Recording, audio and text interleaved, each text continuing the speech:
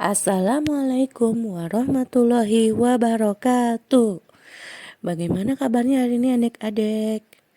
Oke, di sini Bu Guru akan menjelaskan tentang negara Indonesia.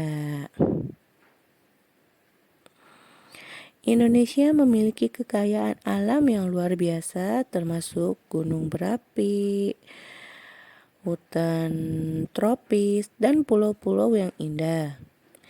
Indonesia terletak di Asia Tenggara dan merupakan negara kepulauan terbesar di dunia.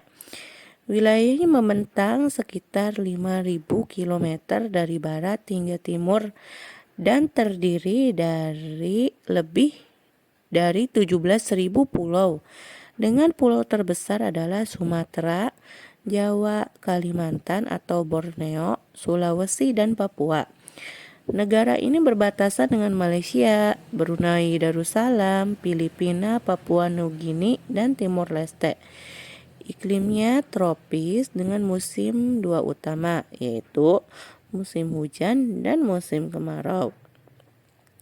Sekarang Bu Guru akan membacakan tentang sejarah perkembangan bahasa Indonesia ya teman-teman. Di sini sejarah proklamasi bangsa Indonesia.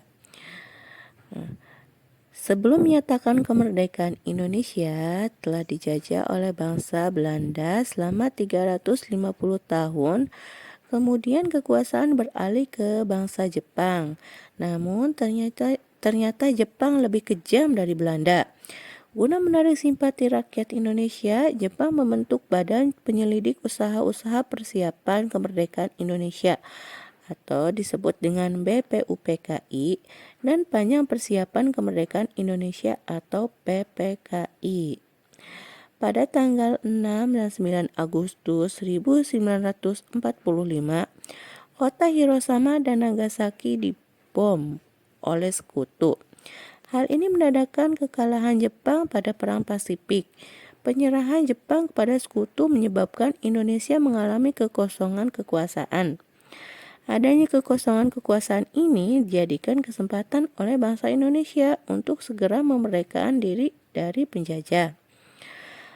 Para tokoh nasional mengadakan rapat dan akhirnya berhasil merumuskan teks proklamasi. Perumusan dilaksanakan di Rumah Laksamana Muda Maeda di Jalan Imam Bonjol nomor 1 Jakarta oleh Insinyur Soekarno, Dr. Andes Muhammad Hatta, Ahmad Suebarjo.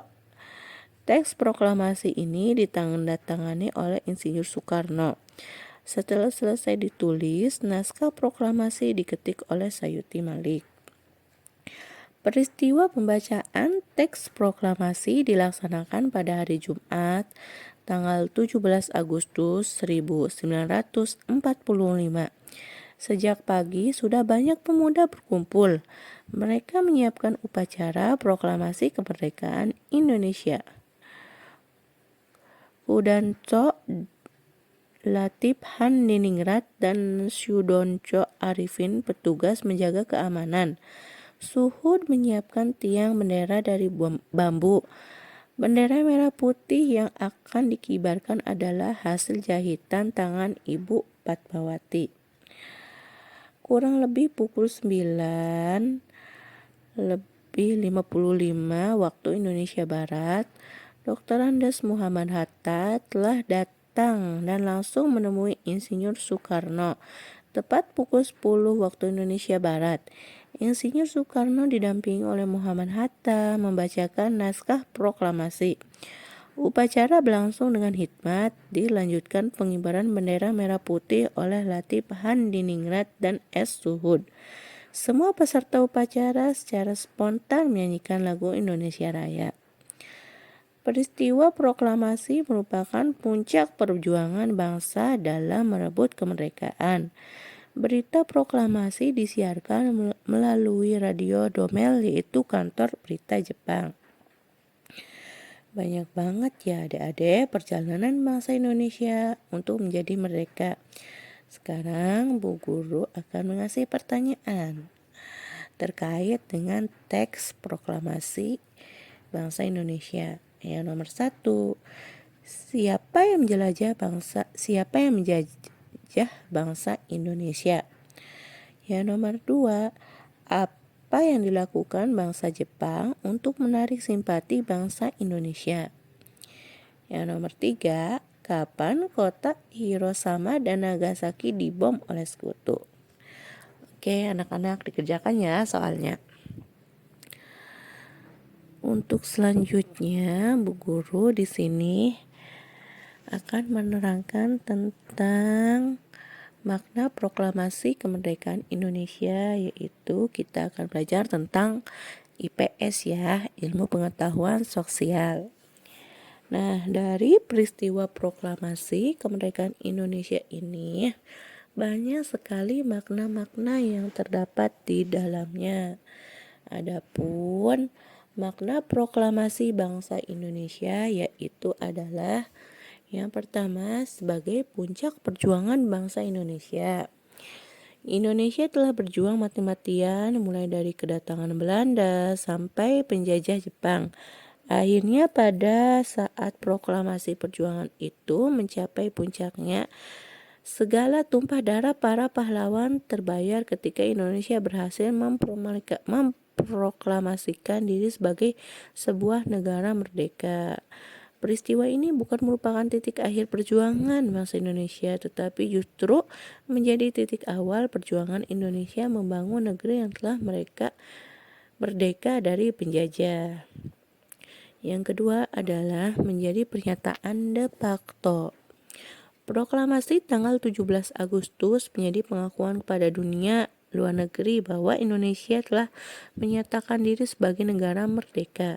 Setelah pengakuan de facto akan muncul pengakuan de jure, merupakan lanjutan dari efek pengakuan de facto. Karena pengakuan de jure adalah pengakuan dari negara lain bahwa Indonesia telah merdeka. Dan yang ketiga adalah menaikkan martabat bangsa. Indonesia yang dulunya hanyalah bangsa yang terjajah, sejak adanya proklamasi bangsa terjajah itu mengaku telah merdeka dan mengangkat harkat martabat bangsa sebagai bangsa yang merdeka dan bebas dari penjajah oleh Belanda dan Jepang.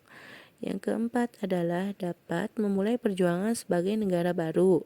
Sejak proklamasi lahirlah bangsa Indonesia. Sejak saat itu pula pemerintah mulai membangun negara yang baru ya, menjadi negara yang lebih baik lagi. Indonesia memiliki pemerintah sendiri dari rakyat oleh rakyat sendiri, bukan lagi jadikan bangsa yang terjajah oleh pemerintah luar. Yang kelima adalah tonggak sejarah negara Indonesia. Proklamasi sebagai pintu awal kemerdekaan Indonesia. Makna proklamasi menjadi lahirnya sebuah bangsa baru bernama Indonesia yang menentukan nasibnya sendiri dan tidak mau lagi dijajah oleh bangsa asing. Yang keenam adalah titik tolak atau awal pelaksanaan amanat penderitaan rakyat. Sebuah awal pemerintah dimulai dengan mengutamakan kepentingan rakyat dalam segala urusan pemerintah. Seperti yang kita ketahui, rakyat telah menderita selama berpuluh-puluh tahun akibat penjajahan kolonialisme yang sangat menyakitkan. Oke, sekian dari Bu Guru Wulan ya. Sampai ketemu nanti lagi. Apabila ada yang salah, Bu Guru mohon maaf ya. Wabillahi taufiq wal hidayah. Wassalamualaikum warahmatullahi wabarakatuh.